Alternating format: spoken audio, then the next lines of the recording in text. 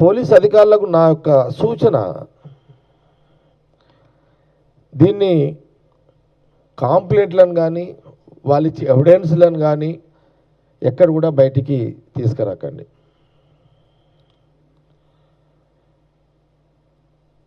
ఒక ట్రాప్ ఆడపిల్ల మళ్ళీ భవిష్యత్తులో ఇంకోటి భర్తగా ఇంకోటి మేనేజ్ చేసుకుంటే వాళ్ళకి సమస్య కావద్దు ఇది ఆడపిల్లకు.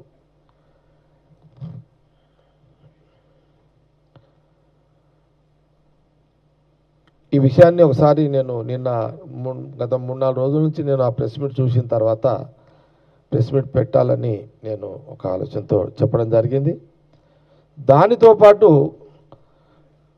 కొంత మీడియా యాజమాన్యానికి, జర్నలిస్టులకు, ప్రింట్ మీడియా కానివ్వండి, ఎలక్ట్రానిక్ మీడియా కానివ్వండి, యూట్యూబ్ ఛానల్స్ కానివ్వండి, సోషల్ మీడియా కానివ్వండి,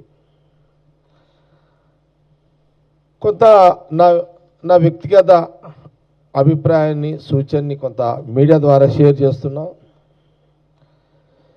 వ్యక్తిగత వ్యవహారాలపైన వార్తలకు ప్రాధాన్యత ఇవ్వకండి.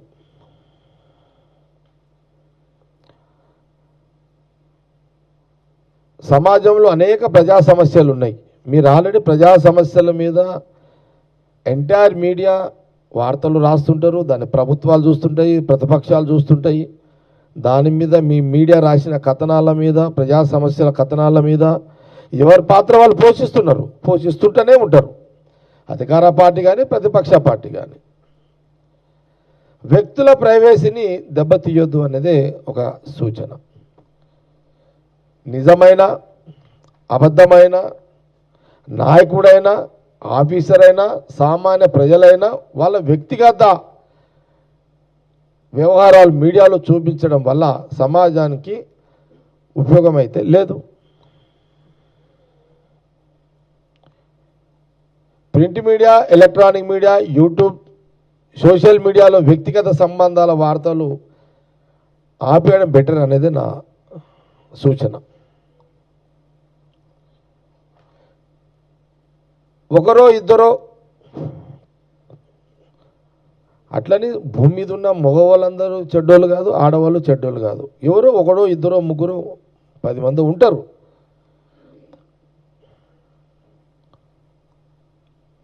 అలాంటి వాళ్ళు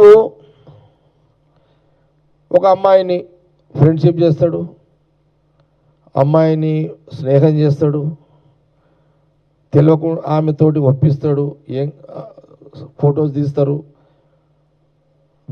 ఫోటో తీసుకొని దాని తర్వాత వాళ్ళని ఇబ్బంది పెడతారు. అలాంటి కొంతమంది అంటే ఒకరో ఇద్దరో ముగ్గురు అబ్బాయిలు. ఇలాంటివి దయచేసి నేను మీడియా ద్వారా యావత్ మీడియా సమాజానికి, ప్రధానంగా ఎలక్ట్రానిక్ మీడియా, ప్రింట్ మీడియా అయితే అవన్నీ ప్రయారిటీ ఇవ్వదు. Electronic media and YouTube channels, local channels and social media ఎవరు కూడా ఇలాంటి వార్తలకు ప్రాధాన్యత ఇవ్వకండి. ఇచ్చి వాళ్ళ కుటుంబాలను రోడ్ పాలు చేయకండి, అసలు స్టోరీ చేయకండి. నా ఆలోచన అయితే ఓకే, మీ మీడియా స్వేచ్ఛను నేను ప్రశ్నిస్తలేను, సలహా ఇస్తున్నా. మీడియా స్వేచ్ఛను నేను డామినేట్ చేసి నేను మీకు సలహా ఇస్తున్నా. తెలుసో తెలవకనో, కొన్ని తెలిసి జరగవచ్చు, కొన్ని తెలవగదలచ్చు, కొన్ని ఇష్టంతో జరగవచ్చు, ఒకటి సైకో వెళ్ళొచ్చు.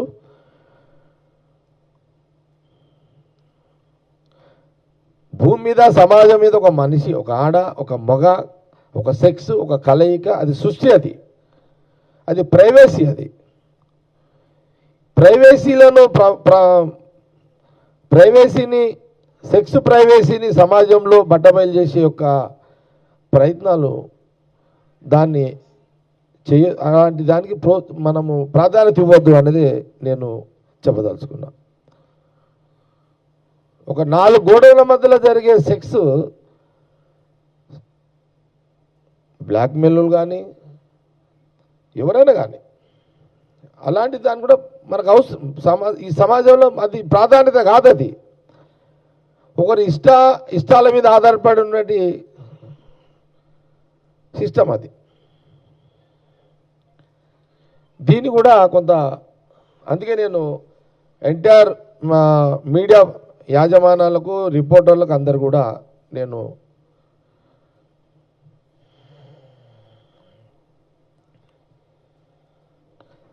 సరే చట్టాలు ఉన్నాయి, న్యాయస్థానం ఉంది, కానీ చట్టాల దగ్గరికి ఈ సైకో బ్లాక్మెయిలింగ్ ఆడపిల్లలను చేసే వాళ్ళ విషయాల్లో ఎట్లా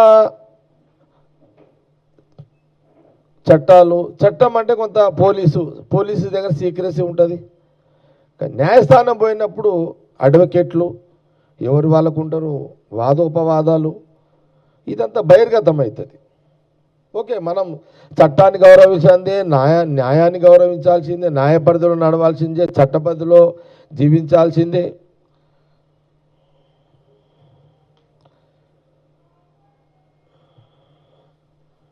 ఈ అత్యాచార బాధితులైన ఇటువంటి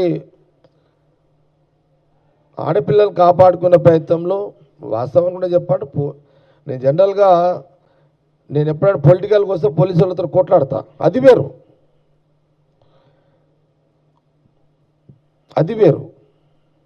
ఒక అధికార పార్టీ ఉంటుంది, అధికార పార్టీ చెప్పినట్టు పోలీసు ఉంటుంది, ఆ పోలీసు చెప్పినట్టు అధికార పార్టీ చెప్పినట్టు పోలీసులు కొంత గవర్నమెంట్ ఫాలో కావాల్సి వస్తుంది. ఆ ప్రతిపక్ష పోడు ఇటు వస్తాడు, ఇటు అటు పోతుంటాడు, ఇది వేరు. ఇది పొలిటికల్ గేమ్, పొలిటికల్, ఇది ఎప్పుడు ఉండే పంచాయతీ. ఇదంతా పాలిటిక్స్, ఇదంతా ఇది వేరు.